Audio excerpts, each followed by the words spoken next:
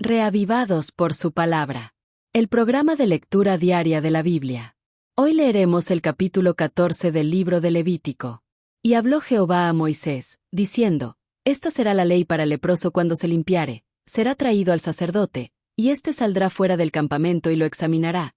Y si ve que está sana la plaga de la lepra del leproso, el sacerdote mandará luego que se tomen para el que se purifica 2 avecillas vivas, limpias, y madera de cedro, grana e hisopo. Y mandará el sacerdote matar una avecilla en un vaso de barro sobre aguas corrientes.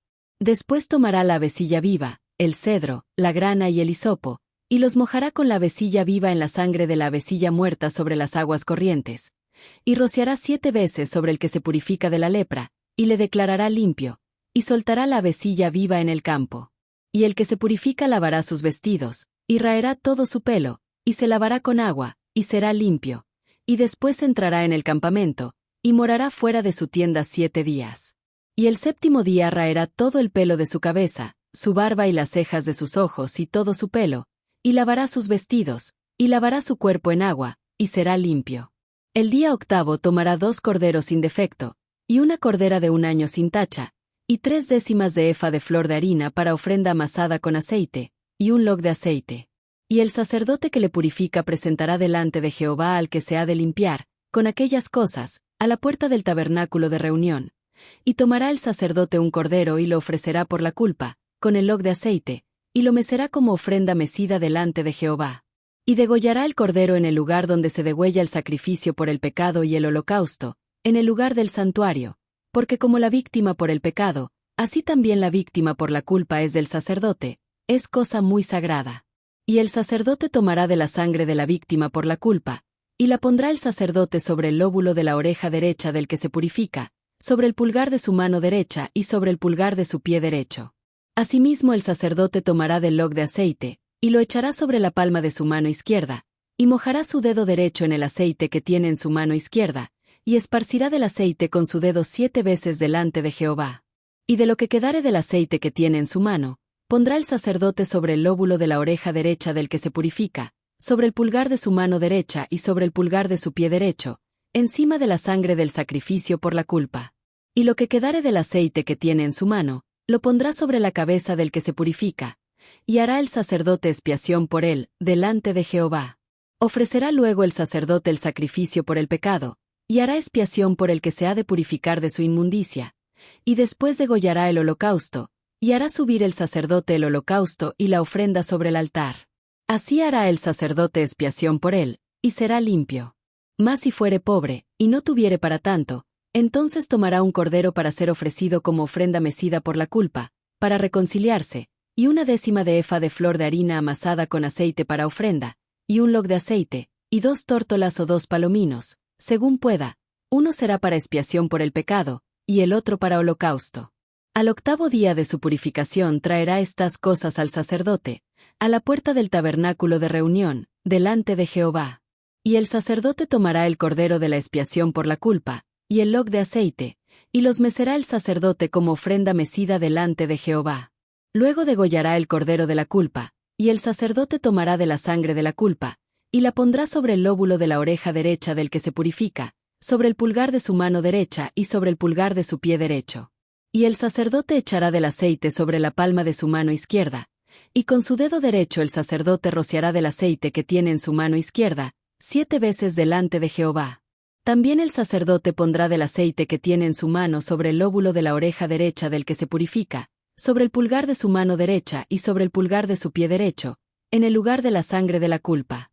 Y lo que sobre del aceite que el sacerdote tiene en su mano, lo pondrá sobre la cabeza del que se purifica, para reconciliarlo delante de Jehová. Asimismo ofrecerá una de las tórtolas o uno de los palominos, según pueda. Uno en sacrificio de expiación por el pecado, y el otro en holocausto, además de la ofrenda, y hará el sacerdote expiación por el que se ha de purificar, delante de Jehová.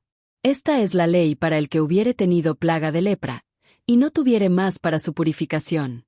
Habló también Jehová a Moisés y a Aarón, diciendo: Cuando hayáis entrado en la tierra de Canaán, la cual yo os doy en posesión, si pusiere yo plaga de lepra en alguna casa de la tierra de vuestra posesión, vendrá aquel de quien fuere la casa y dará aviso al sacerdote, diciendo: Algo como plaga ha aparecido en mi casa. Entonces el sacerdote mandará desocupar la casa antes que entre a mirar la plaga, para que no sea contaminado todo lo que estuviera en la casa, y después el sacerdote entrará a examinarla. Y examinará la plaga, y si se vieren manchas en las paredes de la casa, manchas verdosas o rojizas, las cuales parecieren más profundas que la superficie de la pared, el sacerdote saldrá de la casa a la puerta de ella, y cerrará la casa por 7 días. Y al 7º día volverá el sacerdote, y la examinará, y si la plaga se hubiere extendido en las paredes de la casa, entonces mandará el sacerdote, y arrancarán las piedras en que estuviere la plaga, y las echarán fuera de la ciudad en lugar inmundo. Y hará raspar la casa por dentro alrededor, y derramarán fuera de la ciudad, en lugar inmundo, el barro que rasparen. Y tomarán otras piedras y las pondrán en lugar de las piedras quitadas, y tomarán otro barro y recubrirán la casa. Y si la plaga volviere a brotar en aquella casa, después que hizo arrancar las piedras y raspar la casa, y después que fue recubierta, entonces el sacerdote entrará y la examinará. Y si pareciera haberse extendido la plaga en la casa, es lepra maligna en la casa, inmunda es. Derribará, por tanto, la tal casa, sus piedras, sus maderos y toda la mezcla de la casa, y sacarán todo fuera de la ciudad al lugar inmundo. Y cualquiera que entrare en aquella casa durante los días en que la mandó cerrar, será inmundo hasta la noche. Y el que durmiere en aquella casa, lavará sus vestidos. También el que comiere en la casa lavará sus vestidos. Mas si entrare el sacerdote y la examinare, y viere que la plaga no se ha extendido en la casa después que fue recubierta, el sacerdote declarará limpia la casa, porque la plaga ha desaparecido. Entonces tomará para limpiar la casa 2 avecillas, y madera de cedro, grana e hisopo, y degollará una avecilla en una vasija de barro sobre aguas corrientes. Y tomará el cedro, el hisopo, la grana y la avecilla viva, y los mojará en la sangre de la avecilla muerta y en las aguas corrientes, y rociará la casa 7 veces.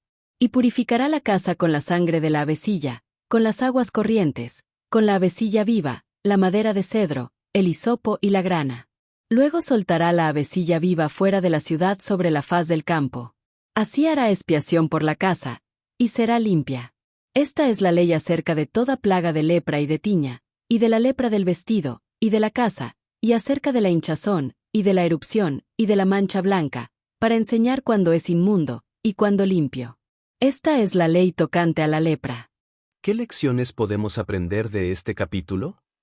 Queridos hermanos y hermanas, hoy el Señor nos invita a reflexionar profundamente en Levítico capítulo 14.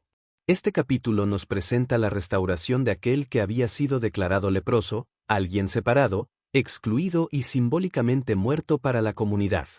La lepra, en las Escrituras, representa el pecado. Es progresiva, insidiosa, contamina todo lo que toca y termina separando al ser humano de Dios y de los demás. Pero el capítulo 14 no se centra en el diagnóstico del problema, sino en la posibilidad de sanidad, restauración y reconciliación. ¿Y qué mensaje de esperanza es este para todos nosotros? Cuando el leproso era sanado, no podía simplemente regresar por su cuenta a la comunidad. Necesitaba presentarse al sacerdote, quien salía fuera del campamento para examinarlo. Esto nos recuerda al Señor Jesús, nuestro gran sumo sacerdote, quien salió del cielo, vino a este mundo contaminado por el pecado para rescatarnos.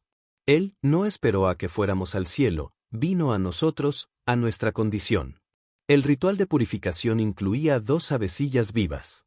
Una era sacrificada sobre aguas corrientes, y la otra, mojada en su sangre junto con madera de cedro, grana e hisopo, era liberada en el campo, símbolo de libertad y nueva vida. ¿No nos habla esto de Cristo? Él murió, para que tú y yo fuéramos liberados. Su sangre, unida al agua, símbolo del Espíritu Santo, nos limpia y nos habilita para comenzar de nuevo. Después venía un proceso de purificación progresiva, lavado, rasurado, aislamiento temporal, y finalmente una serie de sacrificios, según las posibilidades económicas de cada uno. Qué hermoso es ver que el plan de Dios incluye también a los pobres. El que no podía ofrecer corderos, podía presentar palomas o tórtolas. El camino de restauración está abierto para todos, sin importar su condición social o económica. Además, la sangre y el aceite eran puestos en 3 partes del cuerpo: la oreja, el pulgar de la mano y el pulgar del pie derecho. Esto simboliza que, cuando somos limpiados por la sangre de Cristo, Él también consagra nuestro oído para que escuche su voz, nuestra mano para que haga su voluntad y nuestro caminar para que siga sus sendas. ¡Qué mensaje tan completo de renovación y dedicación total al Señor! La segunda parte del capítulo trata de casas contaminadas por la lepra. Aquí aprendemos que el pecado no solo afecta al individuo, sino que también puede corromper los espacios que habitamos, nuestros hogares, nuestras familias, nuestras iglesias. La casa que era contaminada debía ser examinada, purificada o, si la lepra persistía, incluso derribada por completo. Este principio nos lleva a una profunda introspección. ¿Hay áreas en nuestra vida, en nuestro hogar o comunidad que necesitan una limpieza radical? ¿Estamos permitiendo que Cristo purifique nuestra casa o estamos escondiendo la lepra en las paredes? El mensaje final de este capítulo es claro. Dios no solo quiere limpiarnos del pecado, sino también restaurarnos completamente. Él quiere que seamos reintegrados a su pueblo, vivir en comunión con Él y reflejar su carácter. Cristo es el verdadero Cordero, el sacerdote, el aceite de la unción, el agua purificadora, y también la avecilla que fue sacrificada para darnos libertad. Todo el ritual apunta a su obra redentora. Querido hermano, querida hermana, ningún pecado, por profundo que sea, escapa al poder purificador de Jesús. Si el Señor fue capaz de restaurar al leproso, también puede limpiarte a ti. Si puede purificar una casa contaminada, también puede restaurar tu hogar. Hoy, el llamado es a permitirle al Espíritu Santo examinar nuestras vidas, nuestras familias y nuestras prioridades, y entonces permitir que Cristo haga la obra de limpieza, consagración y restauración. Purifícame con hisopo, y seré limpio, lávame, y seré más blanco que la nieve. Salmo 51:7. Esa debe ser nuestra oración hoy, y con seguridad, será también nuestra experiencia. Que el Señor nos ayude. Gracias por acompañarnos en el estudio del capítulo de hoy. Esta es una producción del Ministerio Mensaje Adventista. Te invitamos a que te suscribas a nuestra página y continúes apoyando nuestro ministerio. Que la palabra de Dios sea tu alimento cada día. Que Dios te bendiga.